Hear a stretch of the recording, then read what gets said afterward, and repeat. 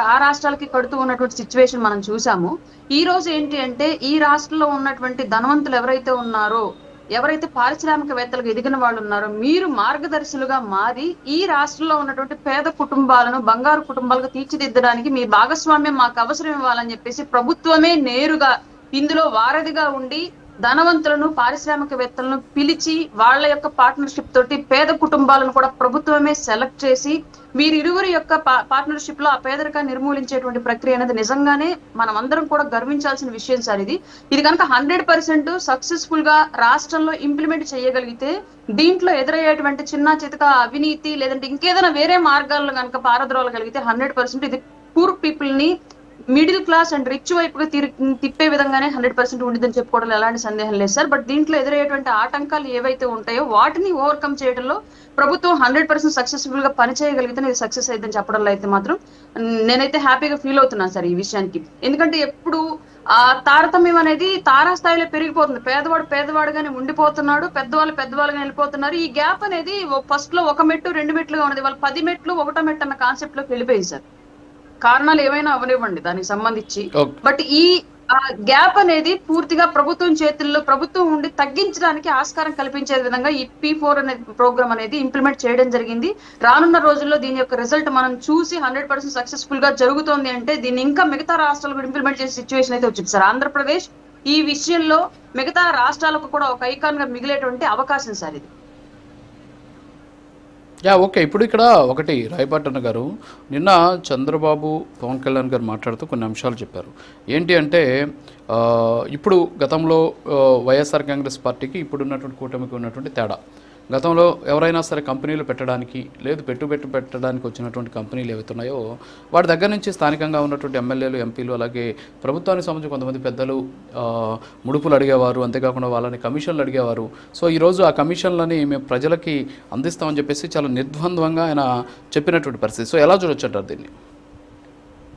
మీకు ఆల్రెడీ మళ్ళీ number of times discussion చేసుకున్నాం సార్. మళ్ళీ ఇప్పుడు ప్రస్తావన వచ్చింది కాబట్టి మాట్లాడుతాము. ఆంధ్రప్రదేశ్ నుంచి అమరాన్ బ్యాటరీస్ ఎందుకు వెళ్ళిందో మీకు తెలుసు. ఆంధ్రప్రదేశ్ నుంచి కియా ఎలక్ట్రానిక్ కార్లు అలాగే స్పేర్ పార్ట్స్ పరిశ్రమ ఎందుకు వెళ్ళిందో మీకు తెలుసు. జాకీ పరిశ్రమ ఎందుకు వెళ్ళిందో తెలుసు. ఇలా రాష్ట్రంలో పెట్టుబడులు పెట్టడానికి అంతకుముందు ప్రభుత్వం టీడీపీతో ఒప్పందం కుదుర్చుకొని ఆ తర్వాత వైసీపీ ప్రభుత్వం వచ్చిన తర్వాత వాళ్ళందరూ ఎందుకు వెళ్ళారు అన్నది మనందరికీ తెలిసిన విషయమే. వెళ్ళినటువంటి పారిశ్రామికవేత్తలు బాహాటంగానే ఆ విషయాన్ని చెప్పారు కాబట్టి ఇప్పుడు కొత్తగా మనం మళ్ళీ వైసీపీ మీద దాని గురించి డిస్కషన్ చేయాల్సిన అవసరం కూడా లేదు. ఎందుకంటే పెట్టేటువంటి పెట్టుబడుల మీద వచ్చేటువంటి ఆదాయంలో సగం % ప్రభుత్వం అడుగుతుంది. అంటే ప్రభుత్వం కూడా కాదు, అక్కడ నాయకులు క్లియర్ గా ఆ టైంలో వైసీపీలో ఉన్నటువంటి నాయకులు అడుగుతున్నారు కాబట్టి ఇది మాకు లాభసాటిగా అనిపించదు, అందుకని ఈ రాష్ట్రం నుంచి మా పరిశ్రమను మేము ఉపసంహరించుకుంటున్నాం అని చెప్పేసి అప్పుడు ఉన్నటువంటి ఆ పారిశ్రామికవేత్తలు ఓపెన్ గానే చెప్పినటువంటి విషయం మనం చూసాం సార్. ఇంకొకటి ఏంటంటే ఇక్కడ ఇందులో మా పార్టీలో ఉన్నటువంటి ఒక ఎమ్మెల్యే గారికి అనుభవం ఎదురైంది. లోకం మాధవి గారు, నెల్లిమర్ల నియోజకవర్గం మీకు తెలుసు. ఆవిడ అమెరికా నుంచి నేను తీసుకొస్తానండి ఐటీ సెక్టర్ సంబంధించిన పీపుల్స్ ని, మీరు ల్యాండ్ గా నేను ఇస్తానండి, మీరు అనుమతులు ఇవ్వండి చాలు అని చెప్పేసి వెళ్ళి అప్పుడున్నటువంటి గుడివాడ అమర్నాథ్ గారిని అడిగితే కంపెనీ నువ్వు పెడతావు, ల్యాండ్ నీది ఇస్తావు, వాళ్ళెవరు ఉద్యోగాలు పొందుతారు, నాకేంటి అని అడిగాడంట. అది ఆవిడ డైరెక్ట్ గా నాతో షేర్ చేసిన సిచ్యువేషన్. నాకేంటి అని అడిగాడు, నాకు ఇంకేం మాట్లాడాలి అర్థం కాలేదు. ప్రభుత్వానికి పేరు వచ్చేలాగా ఇంతమందికి ఉపాధి కల్పన చేసేలాగా ఒక ప్రాజెక్ట్ డిజైన్ చేసుకొని దానికి సంబంధించినటువంటి ల్యాండ్ ను కూడా నేనే ఇస్తానండి అని చెప్పేసి వెళ్ళి అడిగితే ఐటీ శాఖ మినిస్టర్ గా ఉన్నటువంటి గుడివాడ అమర్నాథ్ గారు మాట్లాడినటువంటి మాట ఇది అని చెప్పేసి నేరుగా మాతో షేర్ చేసిన సిచ్యువేషన్ అండి. అట్లాగే ఎంతమంది మినిస్టర్లు ఎంతమంది నాయకులు వైసీపీ టైంలో అలా వ్యవహరించారో మనందరికీ తెలుసు. ఉద్యోగ అవకాశాల కల్పన కన్నా కూడా వాళ్ళకి ఆదాయ కల్పన మార్గాన్ని మాత్రం ఎంచుకున్నారు తప్ప సామాన్యులకి నిరుద్యోగులకి ఉద్యోగాలు కల్పించాలి, పేదవాడిని రోజు చేతులు బట్టి పథకాల కోసం అడుక్కునే వాళ్ళలాగా ఉంచాలి అనుకున్నారే తప్ప వాళ్ళ శాశ్వత పరిష్కారాన్ని చూపాలని చెప్పేసి గత ప్రభుత్వం అనుకోలేదు. అందుకే సంక్షేమం అనే ముసుగులో అభివృద్ధి అనేది పూర్తిగా గాలికి వదిలేశారు. సంక్షేమ పథకాల పేరుతోనే ఓట్లు వస్తాయి మాకు, ఆ సంక్షేమ పథకాల ద్వారానే ప్రజలు ఏదో బతికిపోతారన్న కాన్సెప్ట్ లో ఆ ప్రభుత్వం వెళ్ళింది కాబట్టి ప్రజలు ఆ ప్రభుత్వం యొక్క పనితీరుని విశ్వసించలేదు కాబట్టి ఇవాళ ఈ రిజల్ట్ ఇచ్చారు సార్.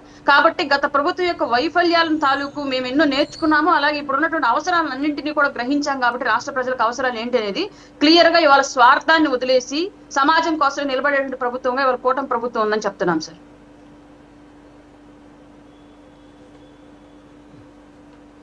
ఓకే.